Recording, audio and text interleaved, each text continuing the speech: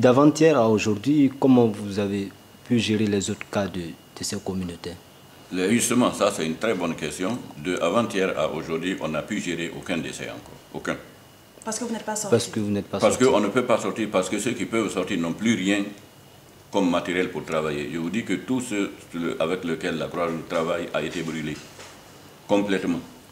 Ils sont là et l'équipe est complètement décimée. Une partie de l'équipe est partie et rentrée sur Conakry, d'autres est partie à Chaux. Et ceux qui sont ici sont tellement affectés qu'ils ne savent pas comment il faut reprendre les choses. Donc je viens maintenant là de prendre contact avec, pour un départ, avec l'équipe de prélèvement de BOFA, parce que je suis encore le coordinateur de BOFA, de toutes les façons. Donc au moins pour les corps qui sont ici, il y a une équipe qui viendra tout à l'heure pour faire le prélèvement et envoyer ces échantillons à Koya, parce que notre laboratoire également qui était installé, qui était déjà fonctionnel, ne fonctionne pas depuis avant-hier à cause de ces problèmes de sécurité. Le laboratoire mobile? Le laboratoire mobile qui a été installé ici et qui a commencé à faire les tests il y a une semaine ne fonctionne pas depuis avant-hier parce que le personnel a été replié sur Conakry. En attendant que les choses se corrigent, c'est sûr qu'ils reviendront dans un très très bref délai, mais tout le monde est rentré sur Conakry d'abord. Donc pour l'instant, le travail a ralenti ici? Voilà, vous avez compris que, bon, je pensais que vous allez dire arrêter, n'est pas arrêter. Vous nous avez trouvé en train de travailler, on travaille au ralenti et donc, entre autres, on va commencer à sécuriser les entrants dès maintenant là, parce qu'il y a une équipe qui viendra de BOFA pour venir au moins faire les prélèvements. À partir de demain, nous allons mettre sur le terrain une grosse équipe de sensibilisation des jeunes de toutes les parties qui sont encore avec nous, qui nous croient fermement, qui peuvent nous aider pour sensibiliser la population, pour que nous reprenions le contact avec la population. Parce que notre grand problème, c'est que nous devons nous assurer que les 252 contacts qu'on a à suivre sont suivis et que ces 252 contacts, parmi eux, il n'y a pas de malades qui se soient disséminés. Et pour le faire, il faut qu'on le fasse tous les jours. Malheureusement, ça fait 2 jours, on ne les a pas vus. C'est pourquoi on est en train de mettre... Ça fait 2 jours, vous n'avez pas vu les 252 contacts? On n'avait aucun parmi eux parce qu'il n'y a eu aucune activité de suivi des contacts depuis 2 jours. C'est ce que je vous dis. Ça vous étonne ou quoi? Il y a ça m'étonne, docteur. Et depuis ce jour, on peut estimer le nombre de décès communautaires qu'il y a eu? C'est deux... Non, attention. Vous avez parlé de contacts. Je sais que les contacts, c'est différent. Mais comme on parlait tantôt des décès communautaires, je sais que on vous remonte souvent des informations qu'il y a eu des décès communautaires. Voilà. C'est de ce... Je veux savoir l'estimation. Je veux que vous estimez à combien vous avez... Combien est le nombre de ces décès communautaires que vous n'avez pas pu sécuriser? Il nous a été remonté pour le moment 3 décès communautaires entre hier et aujourd'hui. Parce qu'avant-hier, on a travaillé, bien sûr. C'est le soir que les choses sont gâtées.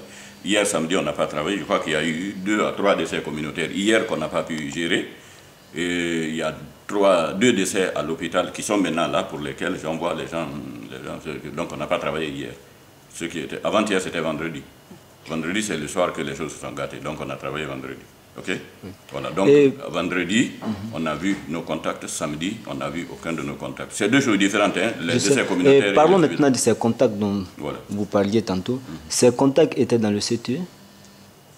Attention, le contact, c'est une personne qui a été en rapport, en contact avec le malade. C'est les parents, les voisins, les familles de ceux qui ont été testés positifs. C'est ce qu'on appelle les contacts. Les contacts, on les recense et on va les voir tous les jours chez eux. Ils font leur travail quotidien, ils ne sont pas dangereux. Le contact n'a aucun danger ni pour lui ni pour la communauté. Avant qu'il ne soit malade. Oui. Donc au moins ayez cette différence maintenant là. Voilà. Vous interrogez tout le monde tous les jours, il faut vraiment faire. Vous saviez que pourquoi je pose la question, pas pour moi, mais pour les auditeurs et les téléspectateurs qui vont regarder et qui doivent suivre et savoir quelle est la différence entre un contact et celui qui a présenté les symptômes. Vous voulez que je reprenne? Non, pour ceux-là. Oui. Voilà, le contact, voici qu'est-ce qu'il est. Le contact, c'est la personne qui a été en contact avec un malade de Ebola, c'est-à-dire testé positif de Ebola, soit un décès testé positif de Ebola, soit improbable, donc fortement suspect de Ebola. Ceux qui ont été en contact avec lui, c'est d'abord sa famille directe, ses voisins et d'autres personnes qui ont eu des contacts, quelle que soit la nature du contact, avec ceux-là.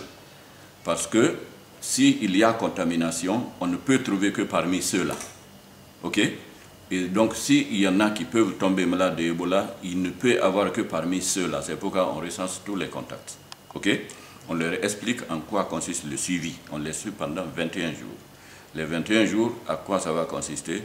Chaque matin, il y a un agent communautaire qui va passer, prendre sa température, lui demander s'il ne se plaint pas de tel ou tel signe en faveur de notamment la fièvre, la diarrhée. OK? Il lui demande le matin, il lui demande le soir pendant 21 jours. Ils ne sont pas confinés. Ils ne sont pas dans un CTE. Ils ne sont nulle part. Ils sont chez eux. Ils continuent leur travail parce qu'ils ne sont pas dangereux.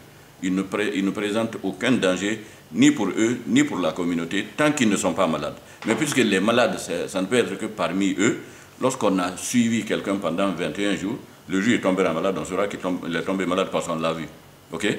Donc, dès lors qu'il est tombé malade, maintenant il devient dangereux, c'est à ce moment qu'on le retire de la communauté. C'est ceux qu'on appelle les suspects. Ce sont ces suspects-là qu'on envoie dans les CTE.